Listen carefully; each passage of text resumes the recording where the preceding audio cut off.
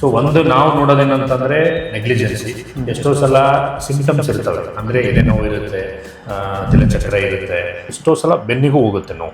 ಈ ನೋವು ಹೆಂಗಿರುತ್ತೆ ಅಂತಂದರೆ ಯೂಶಲಿ ತಡ್ಕೊಳಕ್ಕಾಗಲ್ಲ. ಅಂದರೆ ಕೋವಿಡ್ ಬಂದು ಹೋದ್ಮೇಲೆ ಹೃದಯಾಘಾತಗಳು ಜಾಸ್ತಿ ಆಗ್ತಿದ್ದಾವೆ. ನಾವು ಟೈಮ್ನ ಎಷ್ಟು ಕಾಪಾಡ್ತೀವಿ, ಎಷ್ಟು ಬೇಗ ನಾವು ಹಾಸ್ಪಿಟಲ್ ರೀಚ್ ಆಗ್ತೀವಿ, ಎಷ್ಟು ಬೇಗ ಟ್ರೀಟ್ಮೆಂಟ್ ತೊಗೊತೀವಿ, ಅಷ್ಟು ರಿಕವರಿ ಚಾನ್ಸ್ ಭಾಳ.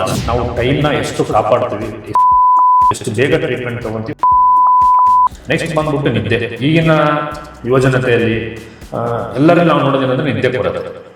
ಫೋನ್ ಅಡಿಕ್ಷನ್ ಆಯಿತು. ಈಗ ಈಗಿನ ಯುವಕರಲ್ಲಿ main stress. This is the biggest risk factor. ಇದೇ biggest risk factor for many diseases. Slow ಆಗಿ ಬಾಡಿಯಲ್ಲಿ ಚೇಂಜಸ್ ಮಾಡೋಣ. ಅಂದರೆ ಬಾಡಿಯಲ್ಲಿ ಇನ್ಫ್ಲಮೇಷನ್ ಅನ್ನೋದು ಒಂದು ದೊಡ್ಡ ಏನಂತಂದರೆ ಸಿಂಪ್ಟಮ್ಸ್ ಬಿಟ್ಟು ಯೂಶಲಿ 30+. ಹಾರ್ಟಲ್ಲಿ ಮಸಲಲ್ಲಿ ವೇರಿಯೇಷನ್ ಆದಾಗ ಇದು ರೈಸ್ ಆಗುತ್ತೆ. ಅಂದರೆ 4ರಲ್ಲಿ ಆಲ್ಮೋಸ್ಟ್ ನಮಗೊಂದು 80-90% ಗೊತ್ತಾಗುತ್ತೆ. ಸೊ ಈಗ ಲೇಟೆಸ್ಟ್ ಆಗಿ ಟೆಸ್ಟ್ಗಳು ನಾವು ಮಾಡ್ತಾ ಇರೋದು ಬ್ಲಡ್ಡಲ್ಲಿ. ಈಗ ಅದು ಯೂಶಲಿ 1 to 3 ಇರಬೇಕು ರೇಂಜ್. 1ರಿಂದ 3 ಮೇಲೆ ಹೋಯ್ತು ಅಂದರೆ ಇವೆರಡೂ ಜಾಸ್ತಿ ಇದ್ದಾಗ